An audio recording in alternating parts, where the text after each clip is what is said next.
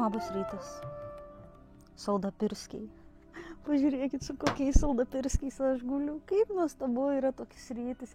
Kai vilčiakytė tokia irgi yra, neloja. Čia tas labai retas būna momentas, kai rytais jinai dabiski mėgsta saldapirskį ilgiau pamiegoti. Ir Jizikėlis ateina, murkimas 3000. Mamytė. Mamytė visada yra ilkana, nors jinai liekna, visi galvoja, kad ne saldapirskė, yra visiškai saldapirskė. Tai žodžiu, ruošiuosi. Psichologiškai dabar ruošiuosi edukacijai. Ir toks biskis, žinote, yra jau po ilgo laiko tarpo, jau nedariau edukacijos beveik 2 metai. Ir toks biškis stresiukas yra, toks, žinokit, biskį tokį jaučiu, kažkokį tokį stresiuką.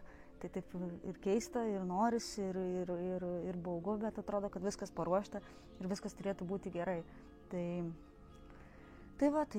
Tai jaučiu jūs nusivešiu irgi pažiūrėti, bet nežinau, ar pafilmuosiu, nes nežinau, kaip tada bus emocija. Bet žodžiu, tai va toks pasiruošimas ramus. Negali būti geresnio pasiruošimo, jeigu, neįsivaizduoju geresnio. Yra Kasiulė, yra Jizikėlis, yra Mamytė ir Vaižgantas yra. Taip pat.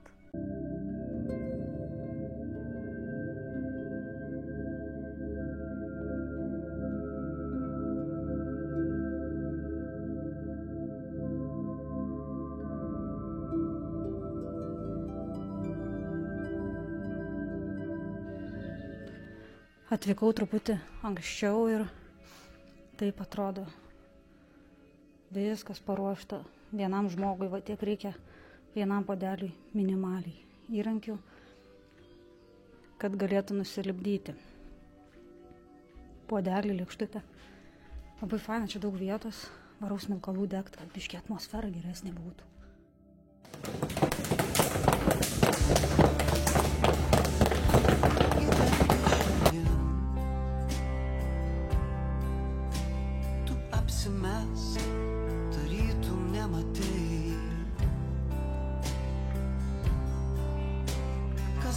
Tavo priešai, o kas draugai?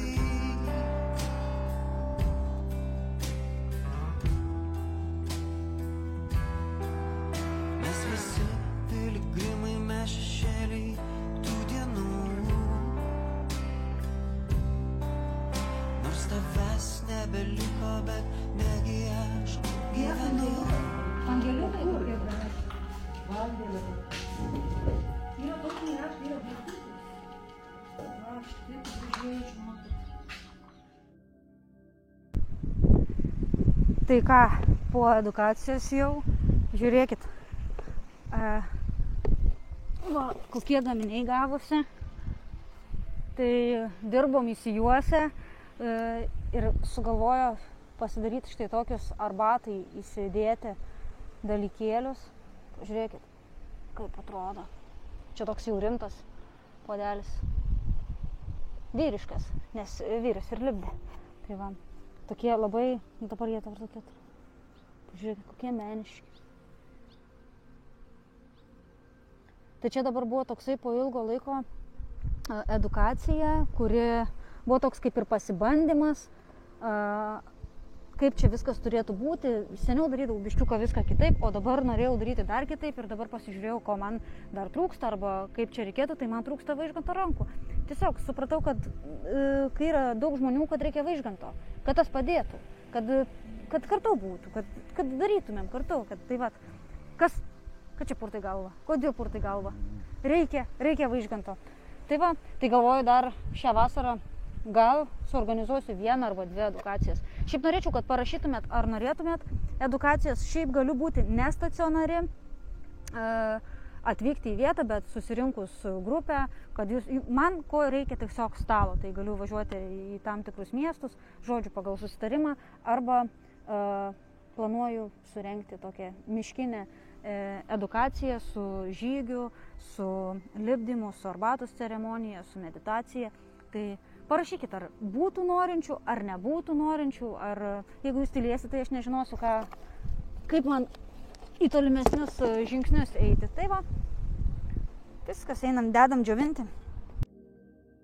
Prieš imdamiesi tirti, kaip visatos išsiplėtimas ir susitraukimas siejasi su jūsų gyvenimu, turėtumėte įsiminti, jog nieko, ką galime pasakyti apie visatos prigimtį, nereikia laikyti absoliučia tiesa. Begalybės niekad nepaaiškins jokia koncepcija, jokia matematinė formulė, visumos platybių neaprieps jokia mintis.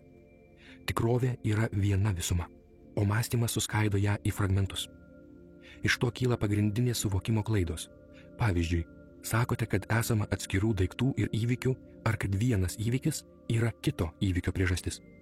Jokia mintis neįmanoma be požiūrio taško, o požiūrio taškas pačia savo esme yra ribotas ir dėl to jo galiausiai negalima laikyti tiesa, bent jau absoliučia.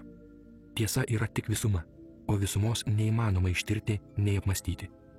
Žvelgiant iš taško, kuris anapus mąstymo, žmogaus protui toks požiūris nesuvokiamas, viskas vyksta šią akimirką. Dabar. Visa, kas kada nors buvo ar bus, yra dabar, ne laike, nes laikas tai yra mentalinė konstrukcija. Puikiai santykinę ir absoliučią tiesą iliustruoja saulėtekis ar saulėlydis. Kai sakome, kad saulė pakyla ryte ir nusileidžia vakare, tai tiesa, tačiau tik santykinė. Absoliuto žvilgsniu teiginys klaidingas. Saulė kyla ar leidžiasi tik ribotų stebėtojo esančio ant ar šalia Žemės paviršiaus požiūrių. Jei būtume atvirame kosmose, suprastume, jog saulė nei kyla, nei leidžiasi, o be paliovos šviečia. Vis dėlto net suvokę tai, galime ir toliau kalbėti apie saulėtekį ar saulėlydį, grožėtis juo, piešti jį, rašyti apie jį eiles, nors ir tikrai žinome, kad ši tiesa ne absoliuti, o tik santykinė. Todėl dar kiek pakalbėkime apie kitą santykinę tiesą, reiškinį, kai visata įgauna pavidalą ir vėl grįžta į pavidalo neturinčią beformę būtį. Panagrinėkime, kaip tai siejasi su mūsų pačių gyvenimu. Šis reiškinys irgi yra sąlygojamas laiko. Savoka mano gyvenimas be abejo taip pat yra santykinė tiesa. Šį ribotą požiūrį sąlygoja mąstymas. Aukščiausia prasme nėra tokio dalyko kaip jūsų gyvenimas, nes jūs ir gyvenimas neatskiri, o viena. Trumpa jūsų gyvenimo istorija. Pasaulio pasireiškimas, kaip ir jo grįžimas į neišreikštą būvį, jo plėtimasis ir susitraukimas, tai du visuotiniai judėjimo tipai, kuriuos galėtume pavadinti išeinamuoju ir grįžtamuoju. Visatoje šie judėjimo tipai yra įgavę įvairiausių išraiškų. Pavyzdžiui, tai nenutrūkstamas mūsų širdies įsiplėtimas ir susitraukimas, įkvėpimas ir iškvėpimas. Judėjimo tipai taip pat atsispindi miego ir būdravimo cikle. Kiekvieną naktį, kai pasineriate į gilų be sapnų miegą, nieko apie tai nežinodami grįžtate į neišreikštą visos gyvybės šaltinį, o ryte išnyrate iš jo atgavę jėgas. Išeinamasis ir grįžtamasis judėjimas atsispindi kiekvieno žmogaus būtyje. Štai tarytum iš niekur jūs imate ir atsirandate šiame pasaulyje. Gimimą lydi plėtra. Auga ne tik jūsų fizinis kūnas, bet ir žinios, veiklos rūšių įvairovė, nuosavybė, patirtis. Jūsų įtakos sfera plečiasi ir gyvenimas darosi vis sudėtingesnis. Tuo metu svarbiausias jums yra išorinis tikslas. Jūs jo ieškote, jį užsibrėžiate, tada siekiate. Paprastai atitinkamai auga ir ego. Tai yra susitapatinimas su visais anksčiau paminėtais dalykais. Aiškėja jūsų pavidalų grįstos tapatybės kontūrai. Tuo metu išorinis tikslas, augimas, dažniausiai visiškai patenka į ego valdžią, o ego, skirtingai nuo gamtos, nežino, kada plėtros yra gana. Jo troškimas turėti daugiau nepasotinamas. Ir tada, kai tik tarėte savo, jog šitą jau pasiekėte ar radote savo vietą po saulę, prasideda grįžtamasis judėjimas. Vienas po kito pradeda mirti jūsų artimieji, jūsų pasaulio dalį sudarę žmonės. Prasidėjus šiam judėjimui, jūsų fizinis pavidalas silpsta, įtakos sfera siaurėja. Užuot didėja, kai buvo lygi šiol, imate mažėti. Ir ego reaguoja į tai vis stipresniu nerimu ir depresija. Jūsų pasaulis pradeda trauktis. Jūs, galimas daiktas, pamatote, kad nebegalite valdyti savo gyvenimo. Dabar nebe jūs valdote gyvenimą, o gyvenimas valdo jūs lėtai verždamas kilpą. Su pavidalu susitapatinusi sąmonė jau išgyvena saulėlydį. Pavidalai tirpsta ir nyksta. Vieną dieną išnykstate ir jūs. Jūsų krėslas stovi, kur stovėjęs, tačiau jūsų jau jame nėra. Ten tik tuščia erdvė. O jūs grįžote ten, iš kur vos prieš kelis dešimtmečius atėjote. Kiekvieno žmogaus gyvenimas, faktiškai bet kokios gyvybės formos gyvenimas, tai ištisas pasaulis, unikalus būdas, kuriuo visata patiria pati save. Ir jūsų pavidalui išnykus, išnyksta ir vienas iš nesuskaičiuojamų pasaulių. Sveiki visi saldapirskiai. Nu, ne visi gal jūs Saldapirskiai, aš nežinau, gal jūs kartais įsižeidžiate, jeigu pasakau, kad esate Saldapirskiai, bet, nu, nieko nepadarysi. Pavyzdžiui, Vaižgantas irgi yra Saldapirskis, bet jis nelabai įsižeidžia, kai aš pasakau, nu, gal kartais. Žodžiu, čia prastai matosi. Edukacija praėjo, viskas ten buvo liuks, labai fainai. Ir jau beveik yra gaminiai išdžiūvę, apšveisti, o mes su Vaižgantu gaminamės toliau gaminius, kad galėtume viską bendrai išdegti. Ir noriu šiek tiek papasakoti apie šaltibarštinės, kaip tos šaltibarštinės gimsta. Nes dabar gaminu šaltibarštinės, štai tokias. Vieną pagaminau ant tokių kojyčių. Aš nežinau, ar fokusuoja, bet žodžiu, irgi tokia graži linija. Šiandien užbaiginėju apstingusius gaminius, tai reiškia viską apšveitinėju, apvalinėju, dar išpjaustinėju, ką norisi, kad būtų jie tokie, nu, tikrai labai jaukios šaltibarštinės. Ir gaminsiu naujas. Naujas gaminsiu iš ruošinio. Man Vaižgantas, tarkim, jis išėjo į darbą, šiandien kitą darbą, nesaulėtas keramikos, ir jis man vakar paruošė tokius ruošinius. Tai reiškia, nu, tokį tai dubenėlį, bet jis yra visas toks minkštas, kurį aš jau turėsiu apdirbti. Apdirbsiu iš kito ruošinio. Tai reiškia, geriausia šaltibarštinė pasigamina per vieną dieną pagamini štai tokį, kitą dieną viską sujungi, sukuri dekorą, o dar kitą dieną, kaip šiandien jau yra 3 diena, kai gaminys pagamintas, viską apvalai, apšveiti, užbaiginėjai, nu, žodžiu, toks lėtas etapas. Kodėl darau šį video ir ką noriu dar jums papasakoti greituoju būdu, ką jau planuoju, nežinau, 5 mėnesius, bet niekaip nepapasakoju, niekaip nerandu tam laiko. Tai saulėta keramika, kartais kai kurie žmonės, nu, taip, nenori žaisti, kad čia turgaus kokia keramika ar kažkas tokio, kur ten būna, žinot, turgui galiu už 5 eurus nusipirkti kokį nors bliūdelį ir tu sakai, galiu turgui nusipirkti, nu, tai taip, eik ir pirktų į tą turgų. Viskas čia okei, bet kartais žmonės labai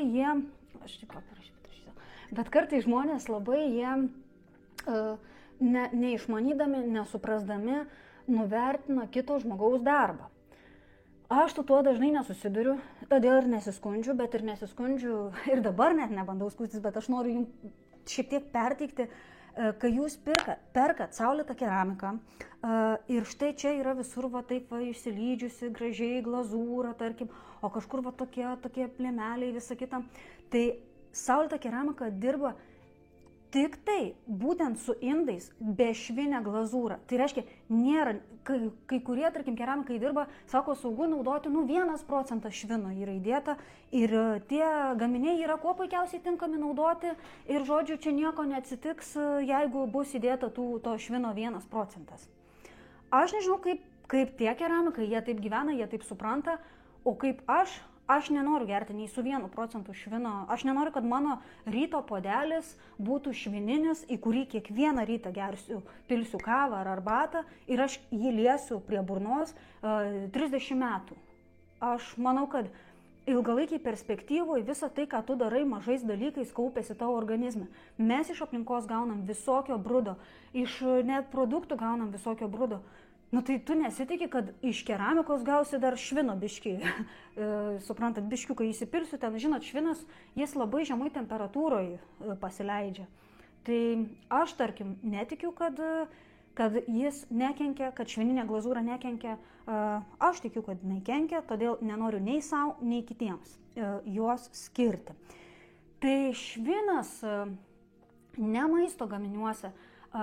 Kuo skiriasi ta glazūra? Kodėl žmonės daro su ta švininė glazūra indus ir ypač, nenoriu varyti, taip iški senesni keramikai, kur ten jie taip pigiau dirba, jie taip masiškiau dirba, kodėl jie nemato tame bėdos?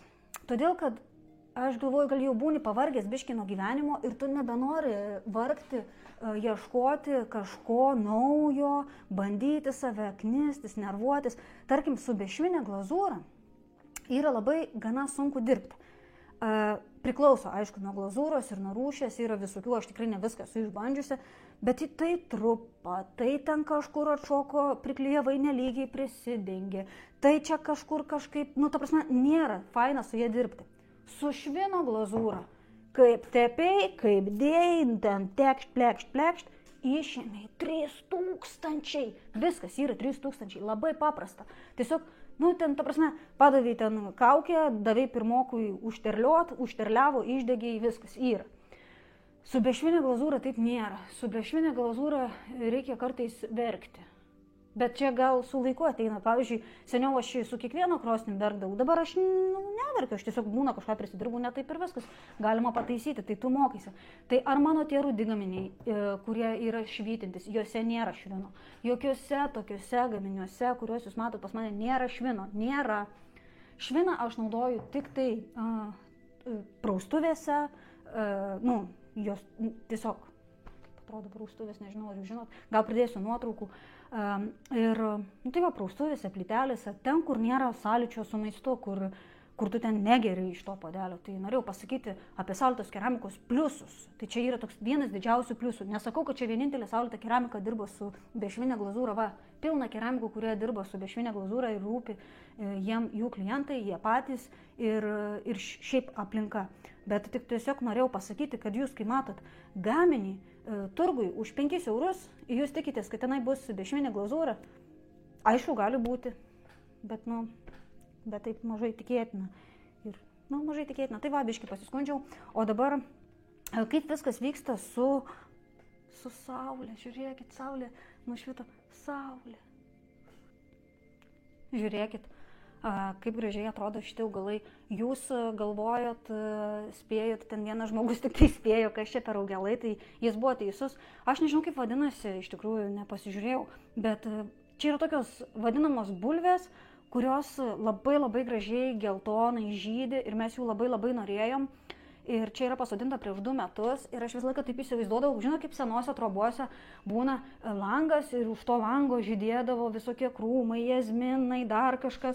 Ir taip labai fainiai atrodydavo tie augalai, kur prie langų dabar naujos kartos. Ir nauji žmonės, jie jau nori, kad viskas būtų epsilon, kad būtų sterilumas, kad nebūtų tų augalų prie langų, kad neužneštų fasadą žaliai.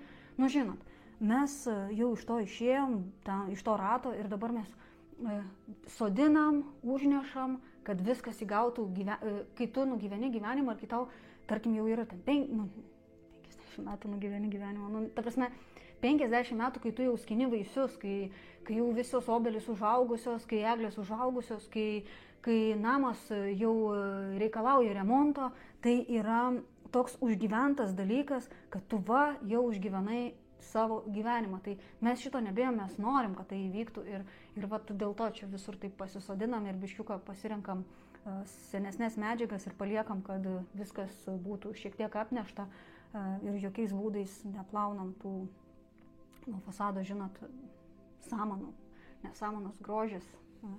Grožis. Gerai, aš nenoriu čia negatyviai, aš tiesiog noriu papasakoti kartais, ne tik rodyti, bet papasakoti poziciją ar kažką. Tai buvo mintis apie šaltibarštinį indą, parodyti, kaip jisai gimsta. Tai vakar Vaižgantas padarė tokį pusgaminį, ruošinį. Šiandien aš dabar dedu į formelę, štai tokią, užsimaunu ir aišku, čia galima viską ir per vieną dieną, tarkim, jeigu kokia edukacija, tiesiog pasidžiovinti su džiovintuvu, arba nebūtinai reikia, jeigu ten ilgiau dekoruoja, apstingsta, bet taip gaunasi gražiai. Tada dabar dekoruoju su tokiais paparčiais. Man labiausiai, gražiausiai visi gaminiai yra iš šitų paparčių. Čia yra toksai dekoratyvinis papartis, bet mes jį parsivežam, žodžiu, iš pakelės. Čia sodybose būna auga. Tie miškiniai paparčiai, jie nesigauna taip, jų faktūra nėra tokia graži. Jie yra panašus, bet kai tu įspaudi, nieko nelieka į molį. O kai įspaudi šitą, tai būna bele kokia graži faktūra. Tai aš tiesiog taip dekoruoju, užsidedu, kaip aš įsivaizduoju, kad čia bus. Dabar šitus visus gaminius su bitutėm darau. Man labai gražu, tokius štampus įsigijau, labai fainus bitučių. Tai labai gražiai darau su bitutėm ir nu toks kažkaip, man bitutės labai gražios yra, bet kažkaip turėdavau tik tai didelę formą, o dabar jau savo bitės atsirado mūsų bitės, tai kažkaip, galvoju, reikia su bitutėm padaryti mažyčių formyčių nusipirkti, kur būtų labai mažos bitutės. Tai va, tai pasidarau, visą ratu dekoruoju, įspaudžiu ir štai bitutė ir viena, kita, visokių čia yra tų bitučių. Ir mano toks pirminis dizainas dabar yra pabaigtas, aš rytoj dar dadėsiu visokius taškelius, dar viską pralyginsiu.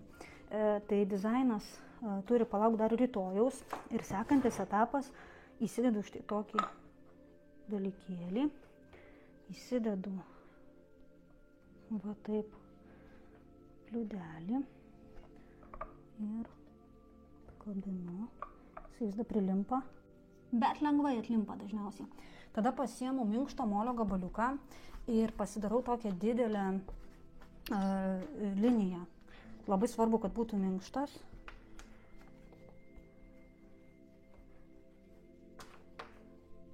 Va, makaronas. Tuomet pasimatuoju, kur man geriausiai būtų tą perskyrimą daryti. Pasižymiu. Taip. Ir seniau darydavau, panašiai, tarkim, kaip čia, tik tai dar daugiau per vidurį. Ir gaudavosi taip, kad tu valgai, bet šaukštas sunkiai telpa, dar čia gaminiai susitrauks po degimo. Ir visada bulvėm tos vietos būna per daug, o nori tos sriubos daugiau ir būdavo taip, gal biški lievai. Tai dabar čia yra visada labai daug vietos šaukštui, čia bulvėm ir tada čia šaltibarštinis, dar kartą primenu. Tai va pasižymiu ir turiu štai tokių kaip ir molio klijų, čia tiesiog molis su vandeniu tokia tyrelė.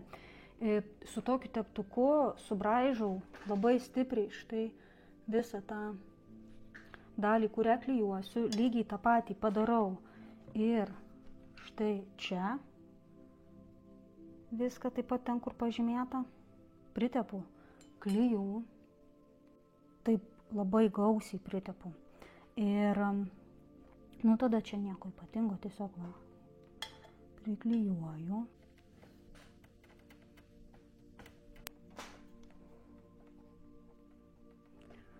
Taip, priklijuoju ir gaunu tokį visada perteklių, tokį apsauginį visada pasilieku, kad per žemai nenusipjautų ir kad nereikėtų nieko daryti. Tai tiesiog nupjaunu viršūnėlę, gaunu tokį pirminį etapą. Tai čia dabar toksai buvo lengviausias, paprasčiausias dalykas, čia tiesiog priklijuoja, atrodo, ir laikysis. Ne, keramikai taip paprastai nėra. Kiekvieną dalyką, ką tu priklijuoji, praktiškai kiekvieną dalyką, tokį ypač iš atskirų detalių, reikia padaryti labai, labai kruopščiai ir užklijuoti štai tokią apsauginę juostelę. Va taip.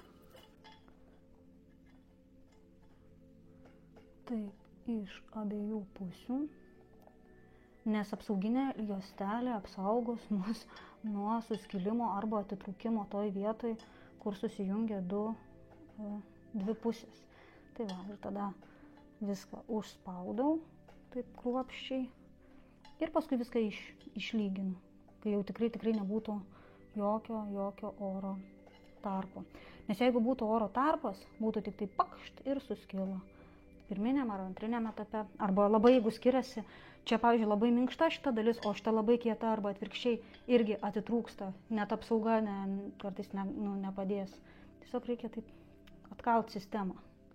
Taip atrodo ir dabar aš palieku keliom valandom, vakare greičiausiai ateisiu ir kai gaminys nebus toks minkštas, aš dar čia viską palyginsiu, pravažiuosiu su kempinėlė, gal įspausiu žodį myliu, gal iškryjuosiu širdelę, nežinau. O rytoj, jeigu norėsiu, dar galėsiu išdrožinėti, tarkim taip, dar kažką padailinti, nušveisti, tarkim suteikti. Čia tarkim nušveičiau ir pabraižiau tokius pabraižymus, galvoju gražiai atrodys, kai įsidės juoda glazūra ir turėtų labai fainiai atrodyti. Tai tiesiog rytoj galima dar daugiau padaryti dizainą. Viskas, palipdžiau, liko vakare tik apdailinimas ir važiuojam su Vilčiukyte pas močiutę, aplankyti jau, seniai matėmės. Žodžiu, jūs nežinot, ką čia turiu. kambučio. Žiūrėkit. Man pavyko. Štai. Niekas nesupelijo. Viskas labai gražiai gavosi. Suvalgė tą cukrų. Sekantį kartą gal dėsiu 8 šaukštus cukraus, nes gal šiek tiek dar saldoka, man norisi, kad būtų rūgščiau. Vėliau galima kambučio visaip skaninti, kiti deda sulčių tenai ir dasideda, jeigu nori cukraus ar kažko, aš tai nenoriu, mano tikslas yra fermentai ir kvepia biškį supuvusiais tokiais obuoliais. Belia kaip limonadas. Tai stiklinė į dieną, žarnynui, labai sveika. Ir tikiuosi mano grybos užaugs arklinis, nes dabar jis toks mažas ir toks smurgas dar ant viršaus, toks nedidelis užaugęs. Tikiuosi, kad užaugs arklinis ir aš paskui čia galėsiu fermentuoti kalnus ir visada turėti daug šito gėrio. Tai skanaus man. Kas gamina šitą grybą, pasakykit, ar per kiek laiko užsiauginot arklinį, nes man niekada nėra pavykę arklinį užsiauginti kažkaip arba miršta, arba ten vaikystėje buvau užsiauginus, bet aš nežinau, kad galima šitą arbatą gerti. Žodžiu, labai skanu, pasimėgausiu. Ir va, žiūrėkit, nežinau, matot, nematot? Daržovės, šakės, kaip skanu. Suvalgėm visus tos agurkus ir dabar nuolatos vėl ir agurkus, ir morkytės. Tiesiog va taip pasidarai. Tai tą marinatą, čia buvo, neatsimenu, užpraeitam video rodžiau, kaip darausi, tai 1 šaukštas į litrą vandens druskos ir tada labai daug dėjau šitų žodžiu, tokie lapai, juodųjų serbentų, vyšnių, ąžuolo lapai, krapai, česnakai ir užpili tokių sultinių. Litras vandens, 1 šaukštas druskos. Skystį būtinai atvėsinam, kad nenumirtų bakterijos. Ir jūs nežinot, kaip čia jį yra skanu. Tarsi mes dabar net ne tik dėl savęs turim tokias morkytės darytis, bet dėl kasiulės. Nes kasiulė alpsta, dėl šitų čia pasidedi, ateina su nosytė. Eina parodys, kaip kasiulė mėgsta šitas fermentuotas morkas. Nu, štai. Ką?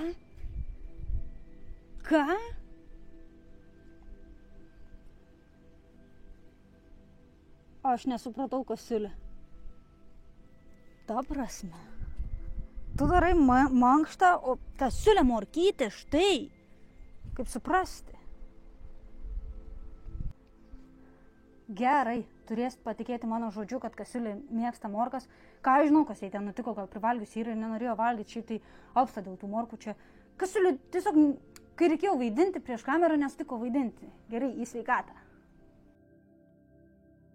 Sveiki visi, ko nemačiau, kas tik dabar prisijungėt, kas prasuko tik iš šitos vietos, tai sveiki visi. Darbai, vėl darbai. Žinot, kokie? Va tokie, ilgai laukti. Tai pamenat, prieš kokį mėnesį, bet jaučiu jūs nepamenat, sakiau, kad reikės dažyti langą. Tai jis taip ir tebelaukia nedažytas, nes jis nesulaukė savo eilėj prie visų kitų darbų savo laiko. Bet man atrodo, šiandien puikia diena, tokia nei per karšta, nei per šalta ir, žodžiu, atsilaisvinu to laiko, kažkaip galvoju, reikia eiti kažką padirbti, nes aš esu, žinot, tas produktyvistas. Apie produktyvistą aš jau buvau įkėlusi tekstą iš knygos, tai, žodžiu, turiu to savybės savyje ir nieko čia nepadarysi. Tai va, planas dabar yra, važiuokit, čia pavasarį nusplau, Vaižgantas. Vaižgantas pridarė tokių nesąmonių, išterliau, žiūrėkit, užvarė su moliu.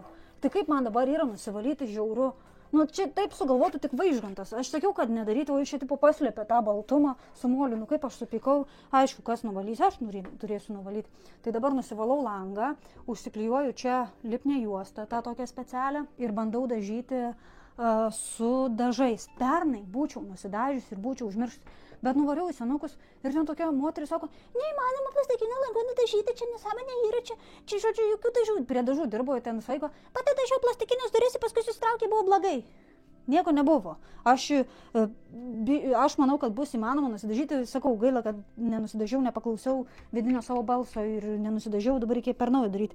Tai va, dažysiu langą, dažysiu šitas duris, nežinau, ar šitus paliksiu stiklus, gal uždažysiu ir čia turbūt priklijuoti yra ir gal kokiais čia samanas užklijuosiu, kaip gražiai bus, Žodžiu, rankenas tai nedažys, gal užterliosiu dabar, bet rankenas reikia keisti, čia yra tokios plastikinės labai labai prastos ir čia jūs gali, negerai.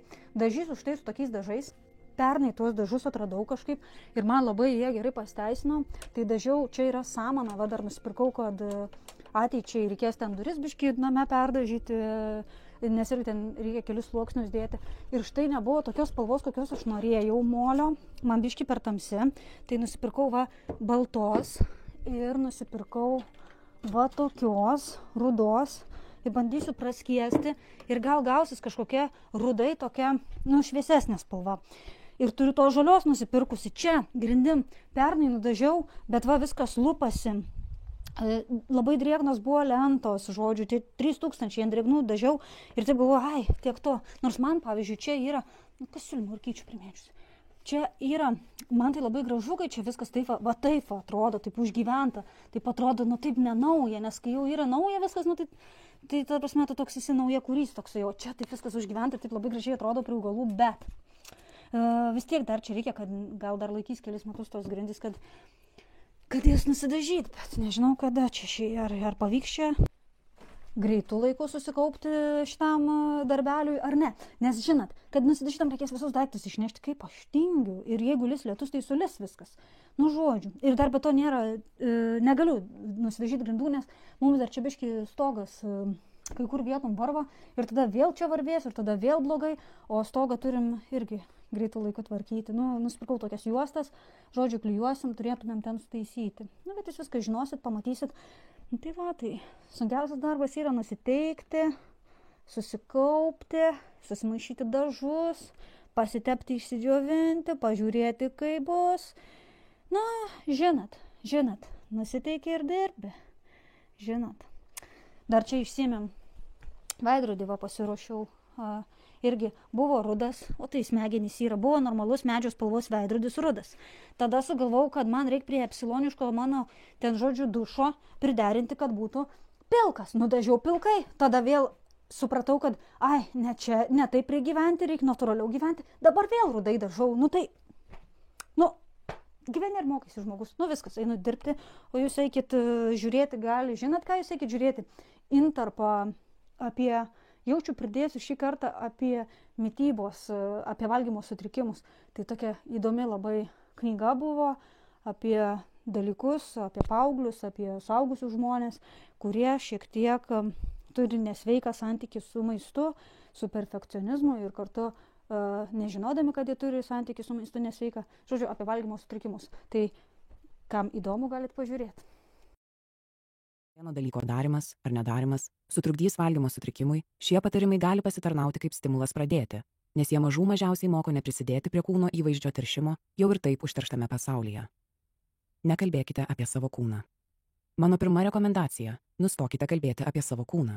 Jokių komentarų, nei teigiamų, nei neigiamų. Koncentravimasis į kūno išvaizdą, ypač vartojant tokias savokas kaip grožis, pripažinimas ar sveikata, reiškia tenkinimąsi itin siauru ir moksliškai nepagristu idealų rinkinio, formuoja internalizuotą kūno apimčių stigmą, kuri gali sukelti gėdą ar nepasitenkinimą savo kūnu. Jūsų vaikai, ypač jeigu jie yra emociškai sveiki, jautrus, stebi jūs kaip maži sakalai, mokydamiesi eiti jūsų pėdomis. Nesidžiaukite, jeigu numetėte svorio ir nesiskųskite jokių savo kūno formos ar dydžio aspektu. Nekritikuokite savo kūno, kai perkate rūbus ir neatsisakykite lipti į baseiną dėl to, kad gėdijatės savo išvaizdos. Jūsų vaikas jūs myli ir beveik garantuotai myli jūsų kūną, nes tai jūsų kūnas. Jeigu tai žinoti jums negana, arba jeigu jūs atsidurite situacijoje, kai jūsų vaikas jūs ramina, kad su jūsų kūnu viskas gerai, gali būti, kad laikas terapijai. Jokiam vaikui neturėtų tekti našta įtikinėti, kad jis priima savo tėvą ar mamą tokius, kokie jie yra. Kai vaikai girdi, kaip jų tėvai peikia save, jų nuostabų nekaltą sveiką protą užteršia mintis, kad jeigu jų mylimi tėvai nemėgsta savo kūno, tai vaiko kūnas taip pat gali būti nepriimtinas. Ypač moteris dėl daugybės šioje knygoje aptartų ir daugelio čia nepaminėtų priežasčių yra linkusios atvirai peikti savo kūnus. Tokios temos, kaip kiek svorio priaugai per atostogas, kokią kitą dietą bandysi, kaip sveikai jautiesi po iškrovos, jau tapo socialinė norma. Tam tikra prasme, visuomenė moko moteris nebūti patenkinta savimi ir per daug savimi nepasitikėti. Todėl išgirdusios komplimentą, moteris gali atsakyti save nuvertinančią frazę. Na, tiesiog šie džinsai labai gerai atrodo. Tau reikėtų pamatyti mane su maudimuku. Liaukitės. Kaip mes galime užauginti pasitikinčius, savo kūną mylinčius vaikus, kai jų dievinami žmonės taip save žemina. Į komplimentą atsakykite su šypsena ir paprastu ačiū. Mokykite vaikus savo pavyzdžio. Nekalbėkite apie kitų žmonių kūnus. Lygiai taip pat svarbu nekomentuoti kitų žmonių kūnų. Tai galioja ir jūsų draugams, tolimiems pusbroliams giminės susitikimuose, žmonėms iš televizijos ir žinoma jūsų vaikams. Tokie komentarai kaip oho, ji priaugo svorio, arba norėčiau būti tokia liekna kaip ji, arba toks raumeningas kaip jis, arba puikiai atrodai, kas dažniausiai reiškia numetei svorio, neduoda nieko gero. Namai yra pirma vieta, kur vaikai išsiugdo savęs suvokimą. Kuo daugiau jie supranta, kad kai kurie kūnai yra laikomi labiau priimtinais ir trokštamais, o kai kurie ne, jų džiaugsmingam, nerūpestingam santykiui su savo kūnu, karštą vasaros dieną bėgioti pusnuogiams palei purkštuvus, persirenginėti, kyla drovumo pavojus. Neprisidėkite prie šio kritimo žemyn. Neretai tėvai, norėdami paskatinti domėjimąsi sveikata, savo požiūrį perteikia šališkai, gerai žinomus sportininkus ar žiniasklaidos asmenybės įvardydami kaip sektinus sveikumo ir gero įvaizdžio pavyzdžius. Dauguma iš mūsų niekada neturėsime tokių kūnų kaip tos asmenybės, nes esame paprasti mirtingieji, kurie neturi tiek laiko rūpintis išvaizda, net jei genetiškai tai ir būtų įmanoma. Tačiau mes galime būti stiprus ir sveiki, jeigu tai yra mūsų vertybės, neturėdami tokių kūnų kaip jie. Mes privalome sąmoningai atskirti sveiko gyvenimo rezultatus nuo išvaizdos. Puiku yra džiaugtis kieno nors jėga ar pasiekimais, bet tik nekomentuokite jų kūno formų ar apimčių. Sukurkite šeimos maisto kultūrą. Įtraukite savo vaikus į maisto kultūros šeimoje puoselėjimą. Yra begalė būdų, kaip sėkmingai auginti ir ugdyti vaikus. Vienas iš vaikų auginimo džiaugsmų yra vaiko supažindinimas su šeimos vertybėmis.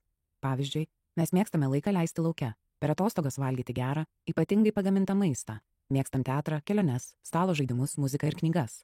Man labai smagu stebėti, kaip mano dukros perima šias vertybės, formuoja savo pačių nuomonės ir prioritetus. Vienas iš mano kaip mamos darbų yra perteikti savo vaikams šeimos maisto vertybės, suteikti jiems žinių apie mitybą, kurios sutaptų su šeimos įsitikinimais ir, turint omenyje mano profesiją, kuo labiau saugoti juos nuo valgymo sutrikimų. Dėl to mūsų namuose nėra gero ar blogo maisto. Vaikai yra labai konkretūs. Blogas jiems daug ką reiškia. Mano dukros yra vienodai išrankios. Vienai labai patinka mėsa, žuvis, pupelės ir angliavandeniai, bet ji nemėgsta daugumos vaisių ir daržovių. O kita nėra ragavusi vaisiaus ar daržovės, kurie jai nepatiktų, tačiau kreivai žiūri į baltymus.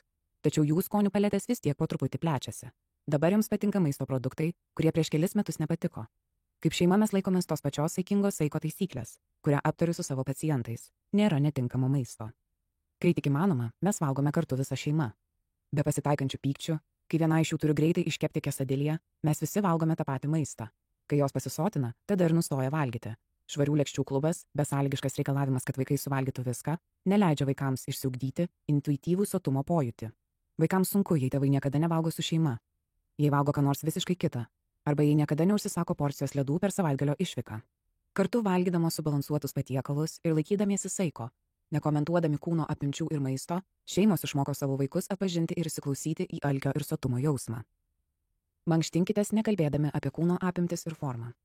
Kiek tik pamenu, kai mano dukros klausdavo manęs, kodėl einu pasivaikščioti ar mankštinuosi, aš atsakydavau, kad mamytė būtų stipri ir galėtų su jumis žaisti. Venkite mankštinimąsi sieti su išvaizda. Tai jūsų vaikams, kurių pagrindinė mankšta gali būti žaidimas, arba kurie gali būti rimti sportininkai, leis nesmerkti savo kūnų, kurie gali būti įvairūs. Jeigu komentuosite ką nors, kas susijęs su jų kūnais ar mankštinimusi, žiūrėkite, kad jūsų komentaras būtų funkcionalus. Matau, kad tu jau daug greitesnis, arba tu kur kas geriau išlaikai pusiausvyrą, arba, oho, ten atrodai labai stipri. Nutepiau 3 kartus, tai čia dabar netrodo labai įspūdingai dėl to, kad nepabaigtas fasadas. Čia mes keisim stogą ir vėliau čia ta, kur tokia cementinė siena, tai mes nedažysim, o tinkuosim moliu ir tada išlipinsim visokius labai labai gražius raštus. Čia duris tokios klebesterės yra. Jūs tokios atitarnavusios net neužsidaro, tai kalsim medines duris ir žodžiu bus toks 3000 pastatas ir dabar ta pilka spalva mums čia ne prie ko buvo, o dabar bus rudas tas langas, labai prie rudo molio, tik jūs čia nežinot, čia įsivaizduokit, kad viskas bus ruda. Ir va, pažiūrėkit, kaip jaukiai atrodo terasėlė. Šiaip terasėlė jau visada labai jaukiai atrodo, nes čia pasijungiau tas lemputės, šiltas, šviesias ir mamytę.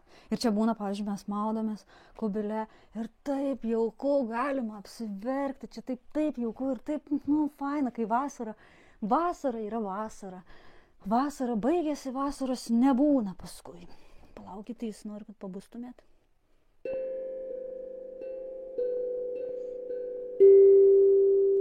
Štai. Ir taip atrodo, čia aš iš tikrųjų vėmiau nuo to, kad čia buvo balta, taip nederėjo, taip, šlykštų buvo, kad nederėjo. Čia nuo šešėlio, čia atrodo žymiai tamsiau, labai prastai matosi. Va. Nuo šešėlio atrodo, kad čia yra tamsiau negu ten tas langas, bet ten apsišviečia kažkaip tokia labai graži šviesi spalva, o čia tokia, dera kažkaip gerai, man čia pavyko visai užsigesinti, ten nebuvo tokių dažų pirkti, būtent tokių nebuvo. Tai žinojau, kad maišysiu iš 3 spalvų, bandysiu to žalia gesinti ir visai čia užsigesina, tai irgi čia reikėjo 4 sluoksnių dažų.